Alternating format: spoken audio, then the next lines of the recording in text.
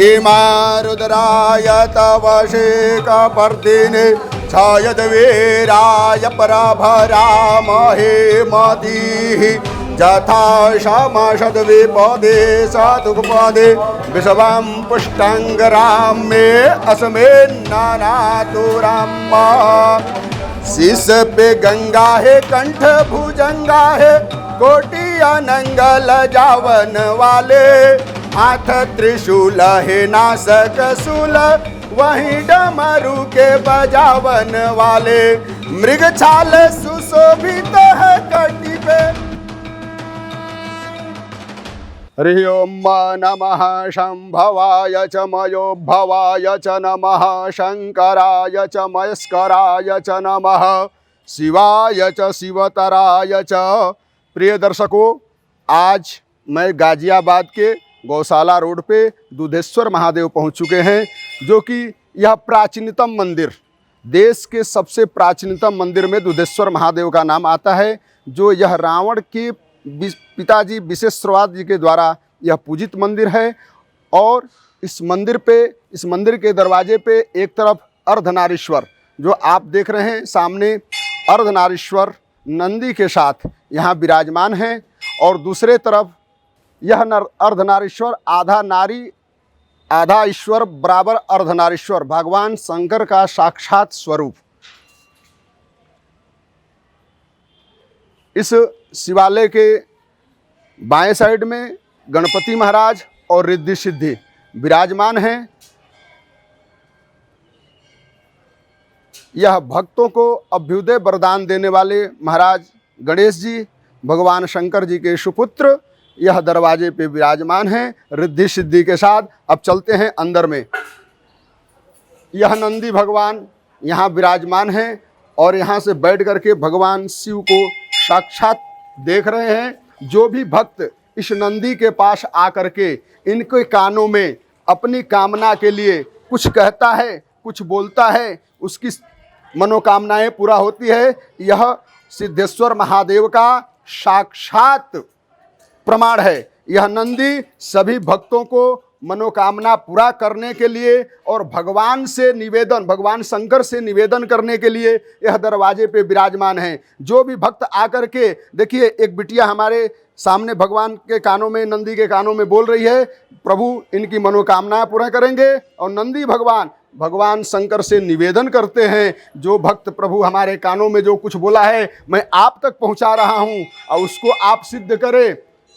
अब आप इस मंदिर के पहला एक प्रांगण, जहाँ की भक्तों को बैठ करके भगवान की अनुभूति, भगवान का ऊर्जा लेने के लिए यह स्थल बनाया गया है और बहुत ही सुंदर रमणीय स्थान है, कलाकृति से भरपूर है। और इसमें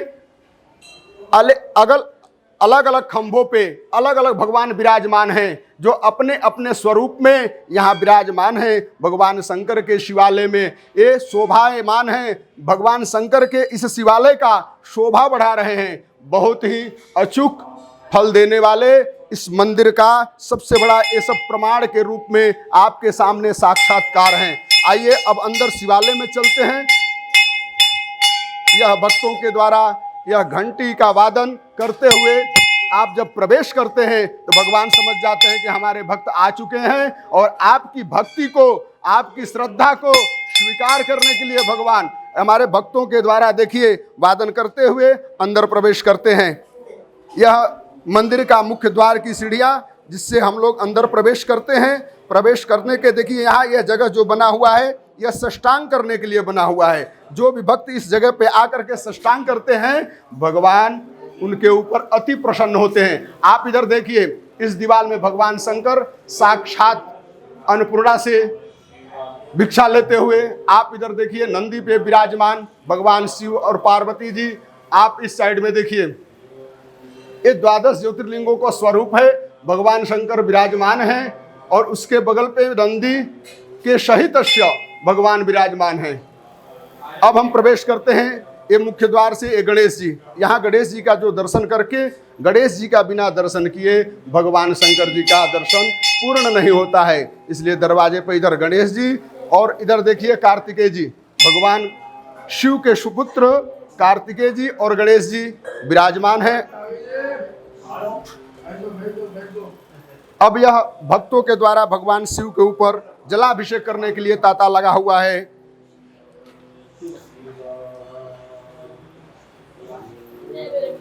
सभी भक्तों से निवेदन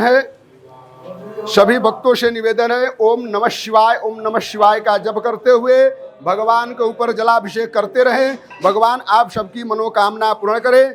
यही प्रधान शिवलिंग है। अभी जहां हम लोग जलाभिषेक कर रहे हैं यही प्रधान शिवलिंग है और इस शिवलिंग का विशेश्वरवा जी के द्वारा पूजित किया गया है। और यह शिवलिंग अति तेजस्वी, प्रभावकारी, भक्तों को कामना पूरा करने वाला, ज्ञान देने वाला, यह शिवलिंग के ऊपर जो भी भक्त जलाभिषेक करते हैं उसके घर में सुख शांति समृद्धि होती है। और एक विशेष रूप से यहाँ शिवलिंग पे जो भी भक्त पूजा अभिषेक अर्चन करते हैं सबसे पहले भगवान प्रसन्न होकर के उनको स्वर्ण प्रदान करते हैं, सोना प्रदान करते हैं, उनको माला माल करते हैं। उदाहरण में रावण ने यहाँ पूजा किए थे, उस पूजा के फल प्रभाव से उन्होंने पंडित्य का पुरोहिती कर्म किया। उस पुरोहिती कर्म से उनको लंका, स्वर्ण की लंका सोने का दान में मिला है। वह स्वर्ण की लंका रावण जी को दान में मिला। क्यों मिला? यहाँ भगवान के ऊपर उन्होंने जलाभिषेक किया, रुद्राभिषेक किया, सहस्रार्चन किया। उस फल से उनको सद्बुद्धि, सद्ज्ञान, सद्व्यवहार हुआ और उस व्यवहार से, उस पांडित्य कर्म से, उस ज्ञान से वह सोने की लंका उनको दान में मिली। ये भगवान का बिल्कुल मूल प्रभाव है भक्तों के ऊपर। जो भी भक्त श्रद्धा भक्ति भाव से इस मंदिर में आते हैं, भगवान का अर्चन करते हैं, पूजन करते हैं। यह मंदिर दूधेश्वर महादेव के नाम से प्रसिद्ध है। यह गाजियाबाद के गौशाला रोड में विराजमान है। यह अति प्राचीनतम मंदिर में से एक मंदिर है। यह विशेश्वरवा जी के तप तपस्या से यह मंदिर स्वयंभू है। इसको स्थापित किसी ने नहीं किया, यह मंदिर स्वयंभू है। यहाँ जब एक टीला थी, उस टीला पे गौ चराने के लिए लोग आते थे। ग्वालों जब घर जाते थे तो दूध ही नहीं निकलता था। उनके घर वाले, परिवार वाले बोलते थे कि भाई दूध नहीं निकल रहा है, इसका मतलब आपने दूध निकाल करके उधर पी गया। फिर उन्होंने क्या किया, जब यहाँ इस एरिया में आते थे तो गायों का दूध इसके ऊपर टपकने लगता था। उस पत्थर को खोद कर देखने लगे, यहाँ शिव जी का लिंग है और वो भी स्वयंभू है। वो स्वयंभू है और सबने भगवान को जब खोद करके ऊपर किया और गांव वाले हर्षोल्लास के साथ प्रसन्नचित हो गए और यहाँ भगवान को विराजमान करके दूधेश्वर महादेव के नाम से यह मंदिर विख्यात हुआ। इस मंदिर की अत्यंत परंपरागत यहाँ पूजन की जाती है, यहाँ भंडारे की जाती है। यह मंदिर हरनंदी नदी के किनारे बसा हुआ है, जिसको आज हिंडन नदी के नाम से जानते हैं। और हमारे आप जो देख रहे हैं नंदी भगवान के साथ साथ गणेश जी, उधर कार्तिकेय जी। और थोड़े मैं इस मंदिर के जो हमारे पंडित जी हैं एक चर्चा इनसे करता हूँ कुछ मंत्रों के बाद। रुद्राय तवशे का पर्दिने छायद वीराय परभरामहे मतिः जथा क्षमशद विपदे साधुपदे विषवं पुष्टांगराम में असमे नानातुराम। शीश पे गंगा है, कंठ भुजंगा है, कोटि अनंगल जावन वाले, हाथ त्रिशूल है नासक शूल, वही डमरू के बजावन वाले। मृग छाल सुशोभित है कटी पे और भक्त की लाज बचावन वाले। शंकर की महिमा है अपार, ए दानी बड़े हैं बड़े भोले भाले। शंकर की महिमा है अपार, ए दानी बड़े हैं बड़े भोले भाले। नमः पार्वती पतये हर हर महादेव। अब मैं इस मंदिर में हमारे विप्र ब्राह्मण देवता हैं, मैं थोड़ी सी इनसे बात करता हूँ इस मंदिर के बारे में। महाराज आप बता सकते हैं मंदिर कितना पुराना है? काफी पुराना मंदिर है जी। महाराज जी कह रहे हैं कि ये मंदिर काफी पुराना है और मंदिर ये पावरफुल है। जो भी भक्त इस मंदिर में आकर के जलाभिषेक, दुग्धाभिषेक, पुष्पाभिषेक करते हैं, सहस्त्रार्चन करते हैं, भगवान उनके ऊपर प्रसन्न होकर सबसे पहले तो स्वर्ण प्रदान करते हैं। महाराज इस मंदिर में की क्या खास विशेषताएं हैं? मैं सुना हूं कि यह मंदिर हरनंदी नदी के किनारे बसा हुआ है, जिसको हिंडन नदी के नाम से जानते हैं।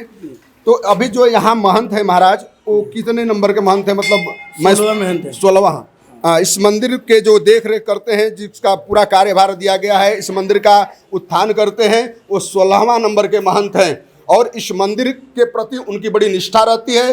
मंदिर उत्तरोत्तर वृद्धि करता है उनके परिश्रम से, उनके तप से, उनके बल से। यह मंदिर में एक विशेष व्यवस्था है, यहाँ वेद पाठशालाएं चलती हैं। जो छोटे छोटे विप्र ब्राह्मण वेद पढ़ते हैं, उस वेद को पढ़ करके वो ज्ञान पूरे ज्ञान को देश में प्रचार प्रसार करते हैं। और इस मंदिर की विशेष व्यवस्थाएं हमारे देश में देशेषु विदेशेषु सर्वत्र वेद वेदांग ज्योतिष व्याकरणादि पठन पूर्वकम बहुल वेद विद्यालय प्रतिष्ठापका नाम। महाराज जी अभी जो वेद विद्यालय चल रहा है उसमें लगभग कितने बच्चे होंगे? 30-40 बच्चे हैं। अच्छा, यहाँ चारों वेद की पढ़ाई होती है कि या केवल एक वेद की? नहीं, 3 वेद की होती है और आधुनिक विषय की। अच्छा, आधुनिक विषय भी जैसे इंग्लिश भी पढ़ाया जाता है, कंप्यूटर का भी शिक्षा दिया जाता है। तो 3 वेद के यहाँ शिक्षक हैं और तीनों वेद पढ़ाया जाता है। अच्छा, व्याकरण भी है। अच्छा, व्याकरण भी है। व्याकरण बिना वाणी भी शुद्धाम्या होती, व्याकरण तो जरूरी है। तो महाराज ये वेद विद्यालय कितने दिन से चल रहा है? ये हो गया 20 साल। अच्छा, 20 साल से यह वेद विद्यालय चल रहा है। इस वेद विद्यालय को संचालित ये मंदिर ट्रस्ट करता है। सारा भरण पोषण, बच्चों को रहना खाना, सारी व्यवस्थाएं इस मंदिर में है। अच्छा, ये जब बच्चे पढ़ लेंगे तो क्या करेंगे आगे?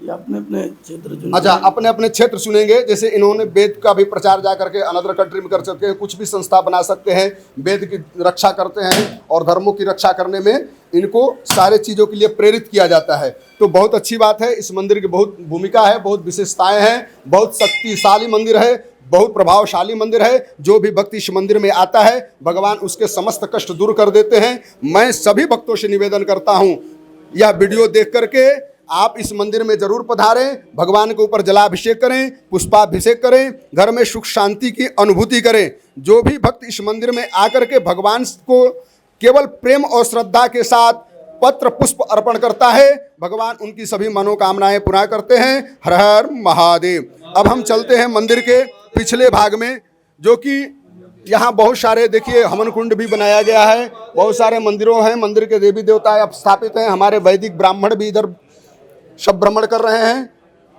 और एक भगवान का विशेष लिंगाष्टकम भी यहाँ लोग पढ़ते हैं। जो भक्त आकर के यहाँ लिंगाष्टकम पढ़ते हैं भगवान उनकी मनोकामनाएं पूरा करते हैं। लिंगाष्टकम इस प्रकार है।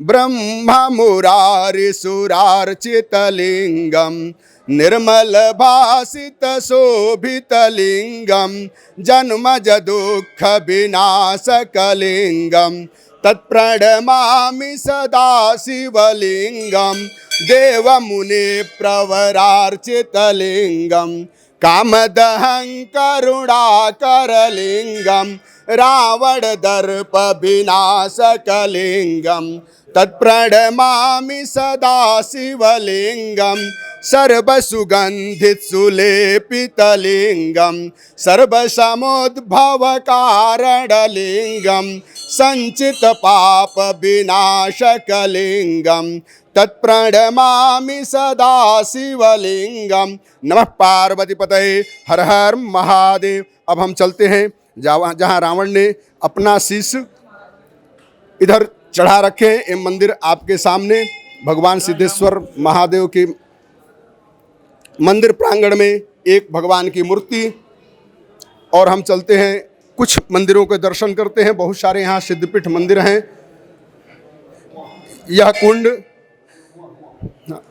यह कुंड बना हुआ है और हमारे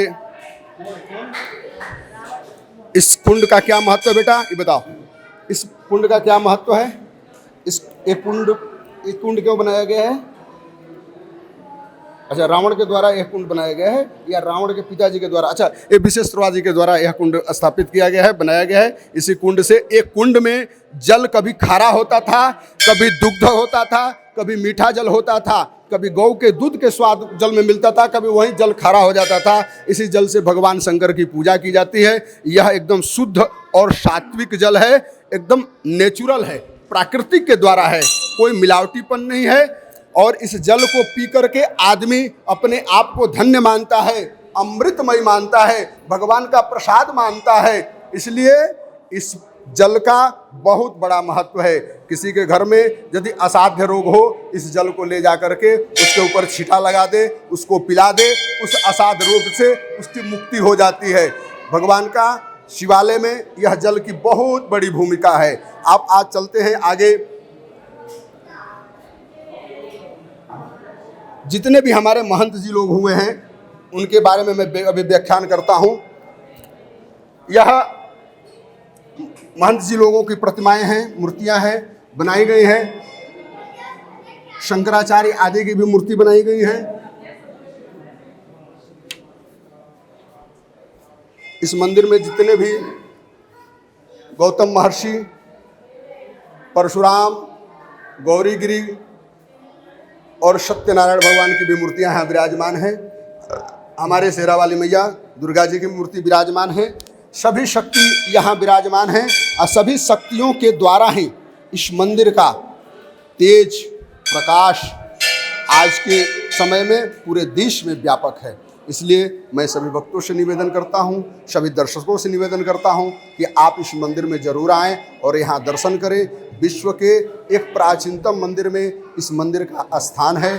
जो भी भक्त आया, भगवान ने उनकी मनोकामना पूरा किया। यह मंदिर गाजियाबाद के गौशाला रोड में दूधेश्वर महादेव के नाम से प्रसिद्ध है।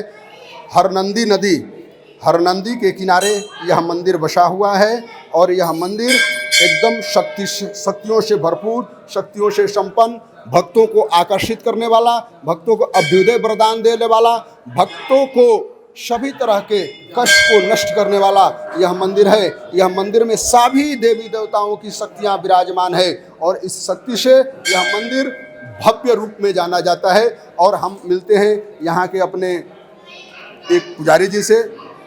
मैं विशेष पुजारी जी से निवेदन करता हूँ।